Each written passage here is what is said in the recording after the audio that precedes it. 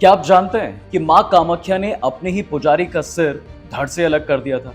इतना ही नहीं, सदियों पहले उन्होंने एक राज परिवार को ऐसा श्राप दिया जिसके चलते उस राज परिवार से ताल्लुक रखने वाले लोग आज भी देवी कामाख्या के दर्शन नहीं कर पाते। पर सोचने वाली बात है, आखिर इन सब के पीछे की वजह क्या रही होगी? दरअसल माता कामाख्या के एक नहीं बल्कि कई अनसुलझे रहस्य हैं। मंदिर में प्रसाद के रूप में बंटने वाले अंबुवाची वस्त्र से लेकर पास में बहने वाली ब्रह्मपुत्र नदी तक अपने अंदर कई ऐसे रहस्यों को छिपाए हुए हैं जो विज्ञान को खुली चुनौती देते हैं। मां कामाख्या के साथ कई महान तांत्रिक, साधु और अघोरियों की कहानी जुड़ी हुई है और उन्हीं में से एक कथा है मां कामाख्या के सबसे बड़े पुजारी केंदुकलाई जी के साथ जुड़ी हुई, जो गर्भगृह में देवी की पूजा अर्चना करते थे और उनके बहुत बड़े उपासक भी थे। उसी समय कूच बिहार डायनेस्टी के राजा नर नारायण भी मां कामाख्या के बड़े भक्त हुआ करते थे, जो कि मां के दर्शन करने रोज नीलांचल क्षेत्र आया करते थे। बता दें, इस राज परिवार को कूच बिहार पंच के नाम से भी जाना जाता है। नीलांचल क्षेत्र वो जगह थी जहां पर नीलांचल पर्वत स्थित है और यहाँ पर देवी कामाख्या निवास करती है, इसलिए उन्हें नील पर्वत वासिनी भी कहा जाता है। राजा नर नारायण जब माता के दर्शन करने के लिए आते थे तब उनकी मुलाकात जो है वही केंदुकलाई जी के साथ भी होती थी। वो उन्हीं के जरिए मां कामाख्या की पूजा अर्चना करते थे। वहीं केंदुकलाई जी मां के इतने बड़े उपासक थे कि उनकी कृपा से वो वहां आने वाले भक्तों की समस्या को भी सुलझाया करते थे और ये बात आसपास के लोगों को बहुत अच्छे से पता थी। अब एक दिन क्या हुआ कि केंदुकलाई जी के पास एक दुखियारी मां गोद में अपनी मरी हुई बच्ची को लेकर आई।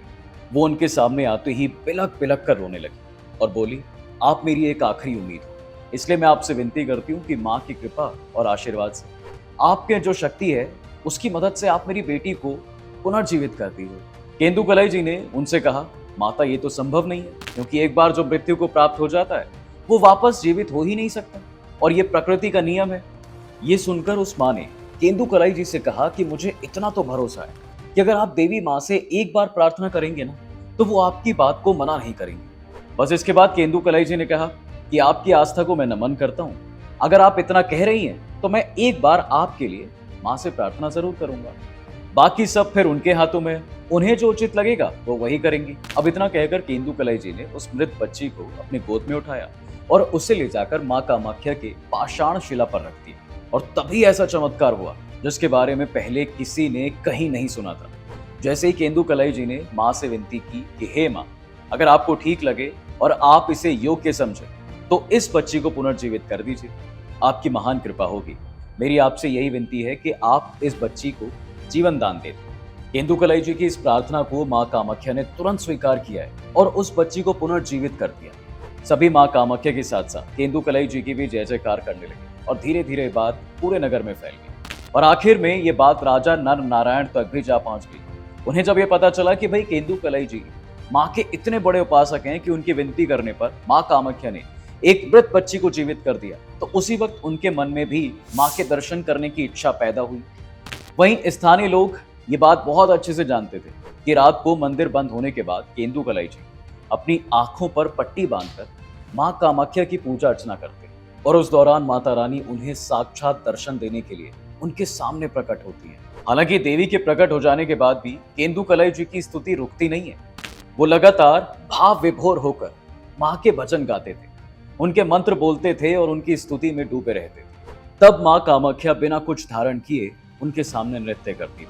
बता दें, माँ कामाख्या उस जगह के साथ जुड़ी हुई हैं जहाँ से सारे ब्रह्मांड की उत्पत्ति हुई है, यानी कि वो अंग जहाँ से हर जीव जन्म लेता है। ऐसा इसलिए क्योंकि माँ कामाख्या शक्तिपीठ उस स्थान पर स्थित है जहाँ देवी सती के शरीर के वो अंग गिरे थे, अर्थात नीलांचल क्षेत्र। राजा नर नारायण तुरंत केंदुकलाई जी के पास गए और उनसे विनती करने लगे कि भाई, माँ के दर्शन प्राप्त करना चाहता हूँ मैं, इसलिए आपसे प्रार्थना करता हूँ कि एक बार आप मुझे गर्भगृह में उपस्थित रहने की अनुमति दे दें। अब इसके बाद केंदुकलाई जी ने राजा से कहा कि आपको इसकी अनुमति मैं कैसे दे दूं, क्योंकि रात में कपाट बंद होने के बाद जब मैं देवी माँ की पूजा करता हूँ तो खुद मैं अपनी आंखों पर पट्टी बांध लेता हूँ, फिर मैं आपको इसकी अनुमति कैसे दे सकता? माँ कामाख्या की आज्ञा के बिना ये सब करना सही नहीं होगा। लेकिन राजा नर नारायण को यह बात बिल्कुल समझ नहीं है। उन्होंने तय कर लिया था कि भाई वो माँ के दर्शन करके रहेंगे चाहे कुछ हो जाए, इसलिए उन्होंने साम दाम दंड भेद सभी का इस्तेमाल करके केंदुकलाई जी को इतना मजबूर कर दिया कि उन्हें इसके लिए हाँ ही कहना पड़ा। अब इसके बाद केंदुकलई जी ने राजा से कहा कि चलिए मैं आपका गर्भगृह में उपस्थित रहने की अनुमति आपको दे सकता हूँ, लेकिन गर्भगृह में जो एक छेद है आप उसमें माँ कामाख्या के नृत्य करते हुए दर्शन कर सकते हैं। मैं जैसे ही स्तुति गाना शुरू करूंगा आप उस छिद्र के पास अपनी नजरें ले आना, वहां से आप माँ की उपस्थिति को साक्षात देख पाएंगे। अब रात में जैसे ही मंदिर के कपाट बंद हुए, केंदुकलई जी अपनी आंखों पर पट्टी बांधकर स्तुति गाने लगे और उनके ऐसा करते ही माँ साक्षात उनके सामने प्रकट हो गई।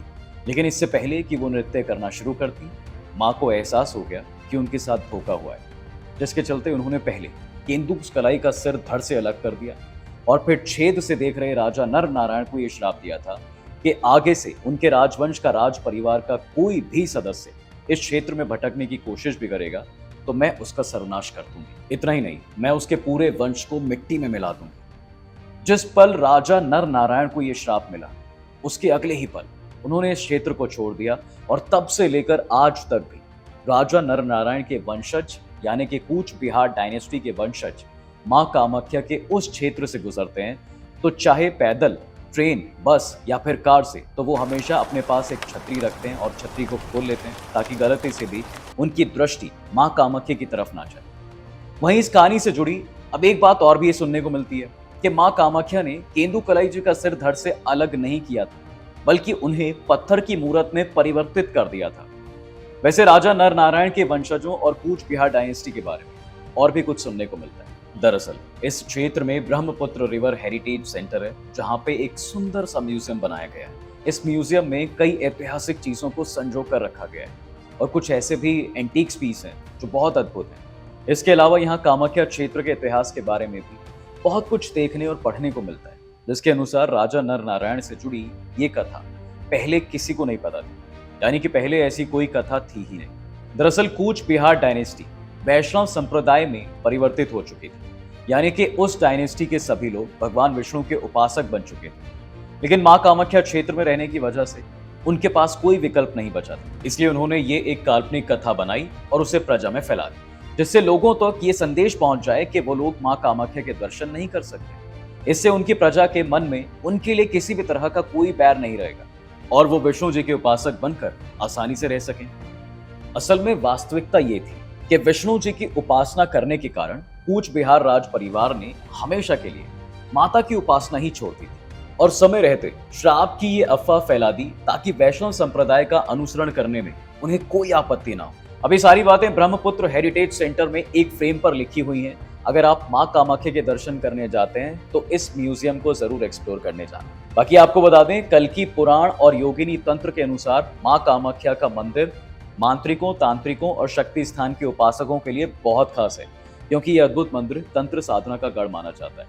कहा जाता है कि इस शक्तिशाली मंदिर में ऐसे सिद्ध साधु, तांत्रिक और अघोरी रहते हैं जो अपनी साधना के बल पर किसी भी व्यक्ति की किस्मत पलक झपकते ही बदल सकते हैं। इतना ही नहीं, यहाँ के तांत्रिक भूत प्रेत और आत्मा जैसी कोई बुरी शक्तियों पर दूर भगाने की विद्या बहुत अच्छे से जानते हैं, लेकिन वो अपनी इन खतरनाक शक्तियों का इस्तेमाल बहुत ही सोच समझ कर करते हैं। शायद यही वजह है कि भक्त यहाँ पर शादी, बच्चे, धन और भी ना जाने कई तरह की समस्या लेकर कामाख्या मंदिर में दर्शन करने के लिए आते हैं। यहाँ आपको तंत्र मंत्र से जुड़ी बहुत सारी चीजें देखने को मिलेंगी, इसलिए बाहर से तांत्रिक भी ज्यादातर तंत्र मंत्र की वस्तुओं से लेकर यहाँ पर जाते हैं। अब देखिए, मान्यताओं के अनुसार कामाख्या देवी मंदिर में हर किसी की कामना सिद्ध होती है, इसी वजह से इसे कामाख्या देवी मंदिर कहा जाता है। माँ कामाख्या की सवारी सर्प है। वहीं इस मंदिर से कुछ ही दूरी पर उमानंद भैरव का मंदिर भी है। ये मंदिर ब्रह्मपुत्र नदी के बीच में एक टापू पर स्थित है। उमानंद भैरव ही इस शक्तिपीठ के भैरव हैं। इनके दर्शन के बिना कामाख्या देवी की यात्रा पूरी भी नहीं मानी जाती। तो दोस्तों, आपको ये वीडियो कैसे लगा हमें कमेंट करके जरूर बताइएगा। साथ ही वीडियो को लाइक और शेयर जरूर करें।